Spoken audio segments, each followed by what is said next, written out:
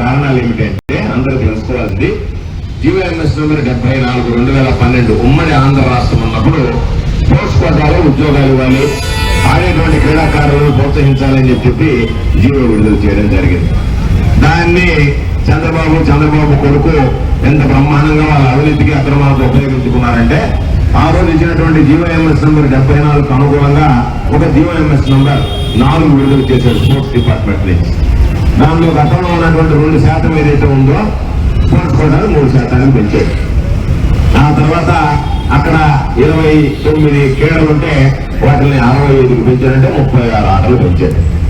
ఆ పెంచినటువంటి ఆటలు ఏమిటి అంటే, పాపం ఆడవాళ్ళు మామూలు ఎప్పుడన్నా సరదాగా పాల్గొన్నప్పుడు ఈ పక్క 10 మంది ఆ పక్క 10 మంది తాగుడు పోటీలు లాగిన తర్వాత ఉంటుంది.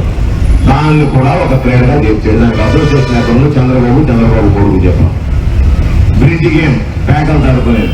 చంద్రబాబు చెప్పాడు, మీకు ఏమన్నా తెలుసా బ్రిడ్జ్ గేమ్ కి ప్యాకాట్కి తేడా తెలియనటువంటి వాళ్ళు వైఎస్ఆర్ కాంగ్రెస్ పార్టీ వాళ్ళని. మేము అడిగేది చంద్రబాబుని, అది ఆటతో ఆడే గేమే కదా బ్రిడ్జ్ గేమ్.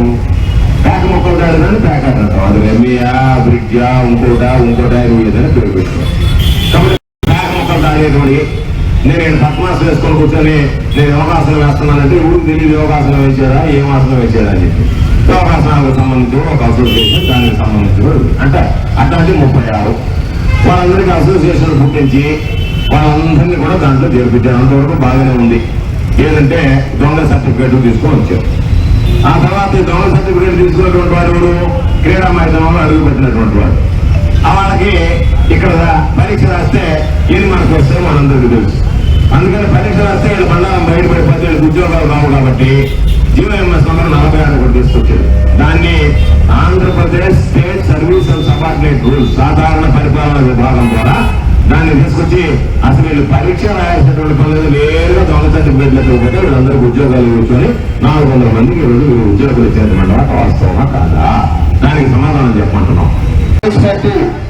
అంగన్వాడీ విభాగం పట్టణాధ్యక్షురాలు పబ్లిక్ సుమలత గారిని కూడా సభలో చేసి మాట్లాడాల్సిందిగా కోరుతాను. డిఎస్సికి సంబంధించి అనేక రకాలైనటువంటి విషయాలు మాట్లాడుకున్నాం.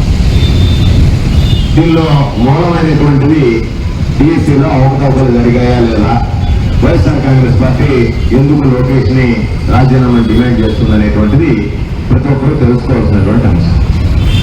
ఇదేదో మేము డిఎస్సిలో అవకతవకలు జరిగాయని చెప్పడం, ఆయన లోకేష్ జబ్బలు ధరిచి వీళ్ళు బహిరంగ చర్చకి రమ్మనడం, బహిరంగ చర్చకి తేదీ వేదిక ఖరారు చేస్తే వీళ్ళు మేము వచ్చి దానిలో పాల్గొనడానికి సిద్ధంగా ఉన్నామని చెప్తే తోకముడిచి పారిపోవడం, జగన్మోహన్ రెడ్డి గారే రావాలి అని చెప్పడం, లోకేష్ స్థాయికి జగన్మోహన్ రెడ్డి గారు వచ్చి డిఎస్సీ మీద చెప్పాల్సిన అవసరం అనుకుంటే మా తొమ్మిది కూడా పాపం అంతా సబ్జెక్ట్ ఉంది రాసింది కాబట్టి జరిగినటువంటి అన్యాయాన్ని క్షుణ్ణంగా చెప్పగలదనేటువంటి విషయాన్ని తెలుగుదేశం పార్టీ నాయకులు గుర్తుంచుకుంటే మంచిదని చెప్పి నేను ఎదురు చెప్తున్నాను.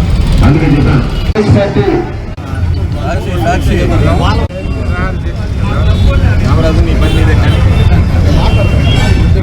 చైతన్య తీసుకో.